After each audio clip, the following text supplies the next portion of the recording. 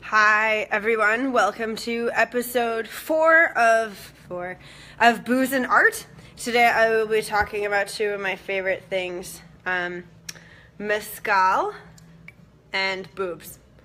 Because I mean really, whose favorite thing isn't boobs? But and mezcal will be your favorite thing as soon as you know. So I am drinking my mezcal out of this really amazing skull glass. Okay. It's been a long day. Let's talk about mezcal. Mezcal is really amazing for many levels. It's a really witchy... Oh, I should hold this instead so you can see what I'm talking about.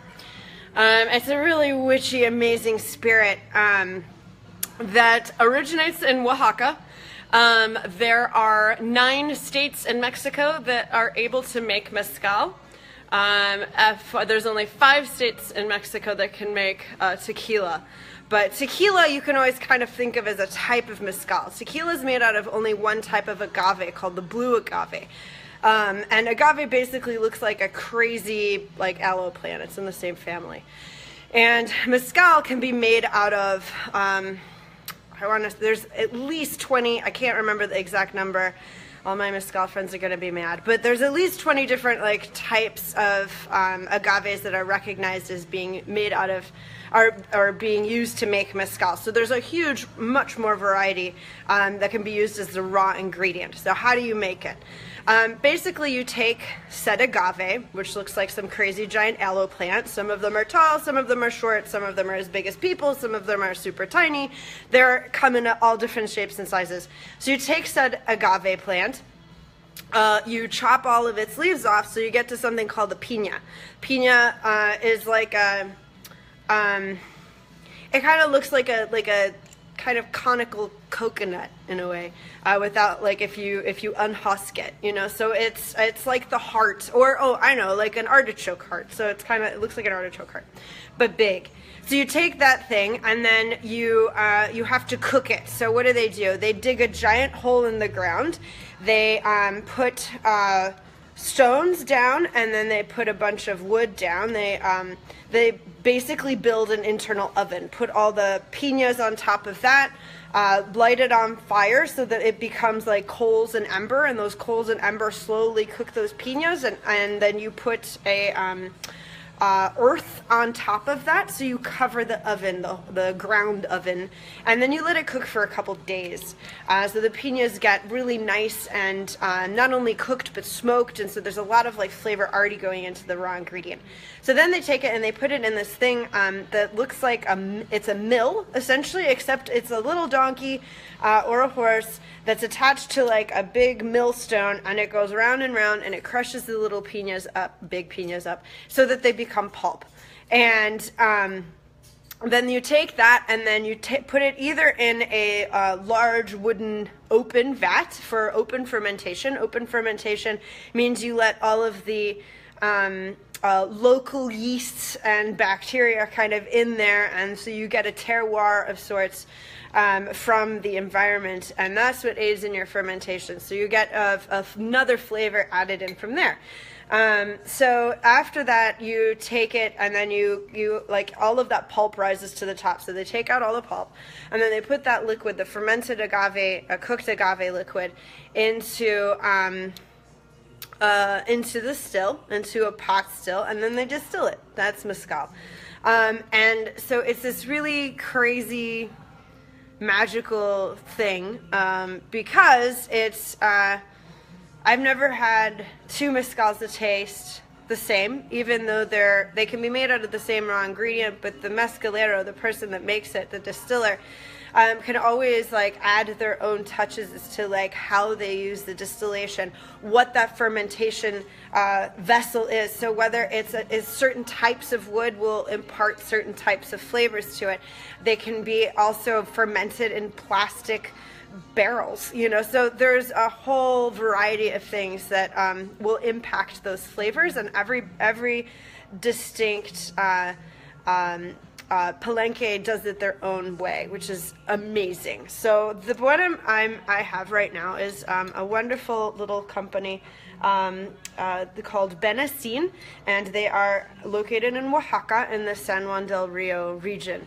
This is, I can't remember what the, I totally forgot what the type of agave is, but I'm pretty sure this is just a espadín. It's just an espadín. And right away when you smell it, you can just really like take in that earthy quality to it.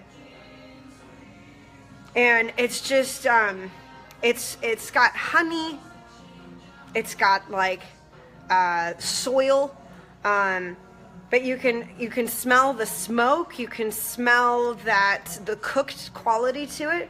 It's almost like a baked sweet potato.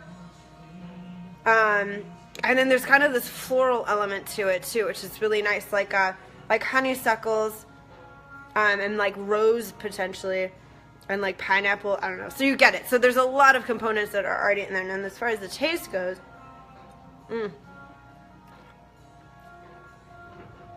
yeah, it's like grassy, it's smoky, earthy.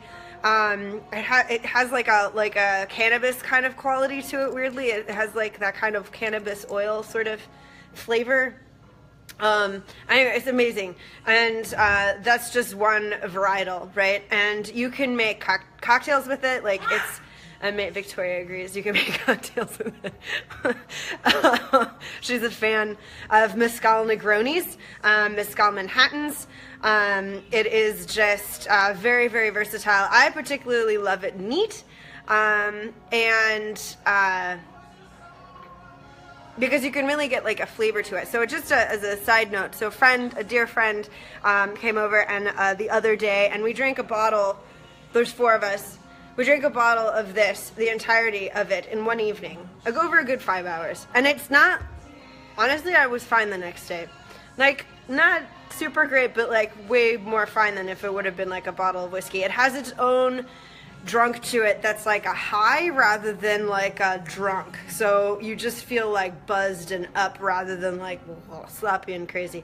And the locals swear by it that you do not get hungover on mezcal. I mean, I'm not sure about that, but you're probably better off. So anyway, enjoy. Next time you see mezcal out there, don't be afraid of it. It's way more varied and intense and flavorful than a tequila, and I highly urge you to try some. So again, this is my lovely San Juan del Rio espadín mezcal from Benacin. Cheers. Awesome. So moving on, we're going to be talking about Mama Stitch today. Mama Stitch. So Stitch, of course, if everybody is familiar with the movie Lilo, and let me get close, there we go. Lilo and Stitch is one of my favorite movies of all time. I'm a big fan of the cartoon also, highly recommended. Basically what the story is this little alien escapes from a scientist, and he's an experiment. So he's experiment number 626. And he escapes, and he's like, wah, wah, wah, and he's crazy, and like, because he's a killing machine, basically. He's meant as like kind of like the perfect soldier, because he's indestructible. He's just an individually minded to destroy like cities. It's his whole like goal. That's what he was made for. So he crash lands on Earth in Hawaii, and this little girl finds him through a series of events, and she thinks he's a dog, and they adopt him. And hilarity ensues. But basically it's about how this alien has to learn and adapt to be a part of this family and to be a functioning member of society. So it's this really interesting journey of kind of like the discovery of self, and it's also a discovery of self for the family, into how to accept something new into their lives that may not be as, I love you too, Jess, may not be as easy to deal with as we'd like it, you know, but like, fuck, that's what life is about, right? Like, you're thrown these like scenarios that aren't necessarily easy to deal with, and you have to like grow your heart bigger and deal with it, right? So Stitch, and so in this image, Stitch is female, and the movie is actually male. They give him a girlfriend like later on in the cartoons, but oh, that's my, can you, Alexa, stop. My pizza. Can you take the pizza out of the oven? My pizza's done from the oven. Dinner awaits later. So Stitch is female. So in this painting, but I am hoping that you know that Stitch is male if you're looking at this painting, and you may, I mean, you don't have to know that, but I mean, you might.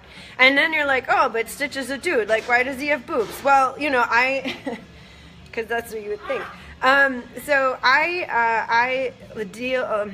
So a lot of the things that I've read, there's kind of this notion of like, there's this perfect union of masculine and feminine, and that's not male and female, that's like men and women. That's masculine and feminine energy that are opposites. It's yin and yang. It's how you know, that's kind of the creation of the universe, is these two elements get together and then produce creation. So a perfect being is both masculine and feminine, in that they embody these two opposing essences to create a whole being. The you know, the kind of like hermaphrodite is the perfect sacred being, and that's why they were worshipped in cults, you know, in Greece and before then, and they were always considered holy beings because they were human incarnates of this symbol of the perfect union. So anyway, and so Stitch is kind of the symbol of the perfect union in my mind. Not only is he, she, and other, and something that we need to expand ourselves to take in, he, she is also this like perfect creation of opposites. So as Mama Stitch is sitting on a lotus, which there are actual lotus leaves around said lotus, it is also the USS Enterprise, which I spoke about a little bit before with Mama Cthulhu, which is this kind of like a similar idea of a painting, but Mama Cthulhu is sitting on the USS Enterprise as well.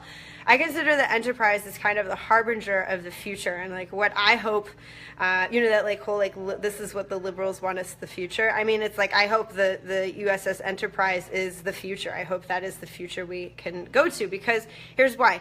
Like, especially in Next Generation, but in all of them really, like, you know, the crew is going along, they're like, oh my god, this is some like giant like amoeba space being that wants to eat us, you know, instead of being like, oh my god, we're gonna shoot it and like kill it, it's like, well, maybe let's try and communicate. So they're, you know, and that like giant amoeba space being is again the other.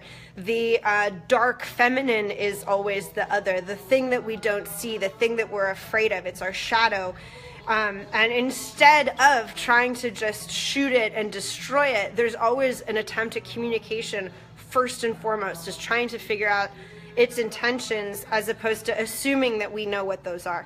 So I think that there's this level of incorporating that that would make society a better place, instead of always being afraid of things that we don't understand. Like, maybe we should try and understand them first and get off our high horse and like think maybe we're not the only ones in the universe that can like think and reason and understand stuff. So that's why the USS Enterprise is the lotus of knowledge. It's the lotus of where we should go and where we should strive to be individually and as a society. So it's on this kind of bed of eyes, and so this painting is kind of about awakening. You know, it's kind of an internal journey, if you will, of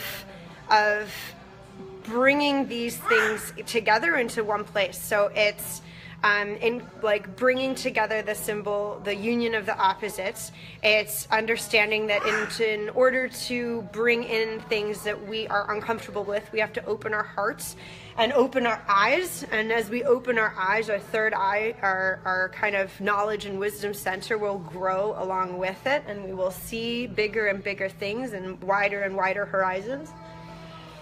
And then of course there's the laser cast. because it's everyone's favorite internet meme. I mean, it is certainly my favorite internet meme.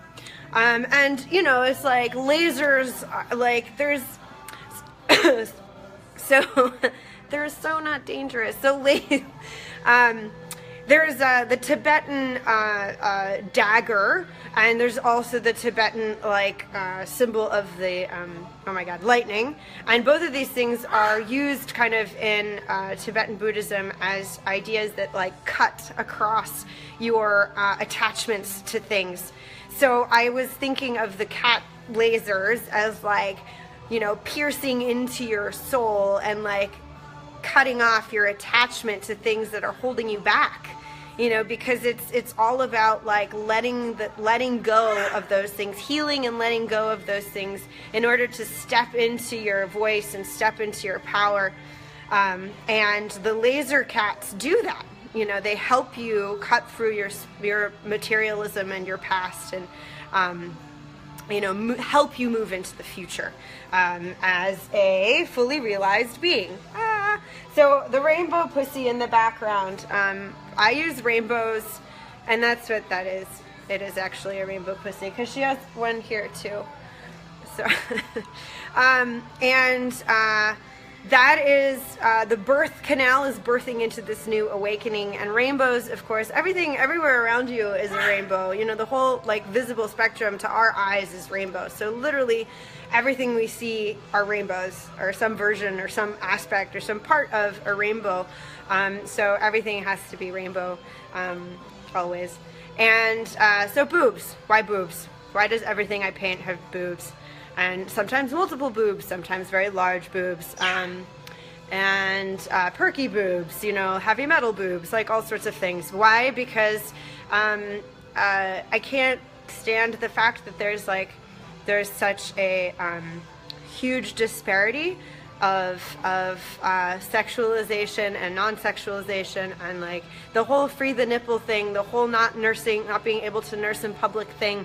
You know, and it's not just men, it's women. Like, we do it to each other often, where we make other women feel bad. Like, we all have them, you know what I mean? It's just as normal and as part of our bodies as like a man's, you know, chest with nipples. You know, ours just has a function, and that is actually to nurse babies, you know, because that's what we do. We make babies and then we nurse them with our boobs. Like, that's what they're for. So there's, you know, like, okay, fine, like you can sexualize anything. You can sexualize a banana, for Christ's sakes, if you want to. So, you know, like what's the big fucking deal? And we should all get over it. And hopefully one day we will. You know, they're nothing to be ashamed of. They're beautiful. They're part of our bodies. And that's what they are. You know, and they're just as real as the nose on your face. And, you know, like, we don't have like crazy Instagram and Facebook like regulations as to like, you know, if it's your nose or not. Like, there's an Instagram account which I love, and it's they were posting close-up pictures of men's and women's nipples, just really close up, and not saying what they were, and seeing how many of them Instagram took down. And like, it was like 1 out of 3 or 1 out, you know, like it wasn't half, but most of them, they were just like, this is a woman's nipple. And it was actually like, nope, that was a dude's, you were wrong. So it's just, you know, like, they don't even know. Whatever bot they use has no idea. So it's nonsense, right? Like, we should really just move away from being so obsessed with boobs as a sexual object and not as just part of the body. And like, we should let women, you know, nurse in public. We should be able to have like topless speeches. We should be able to not freak out about it, because we should be more kind of in touch with our own power and our own sexuality, so we don't freak out if somebody's like has their boobs out.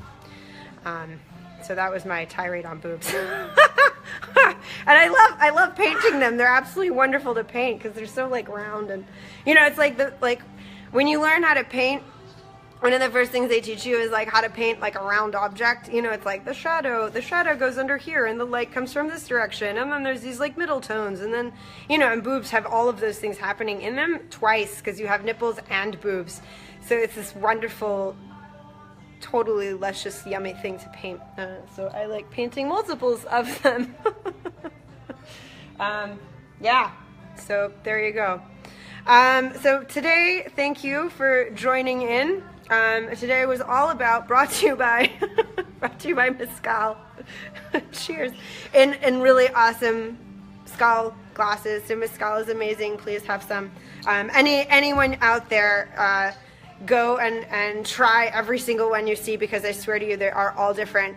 And Mama Stitch, who is the embodiment of masculine femininity, that makes you kind of a realized person, that can awaken you through the rainbow birth canal into the new paradigm, and with laser cat eyes, like cutting through your attachments in order for you to be born again as a new individual. There you go. Join in next week as we talk about something else that I don't know what we're talking about yet. So have a wonderful Sunday evening. I love you all, and I'll see you later. Bye. Thank you.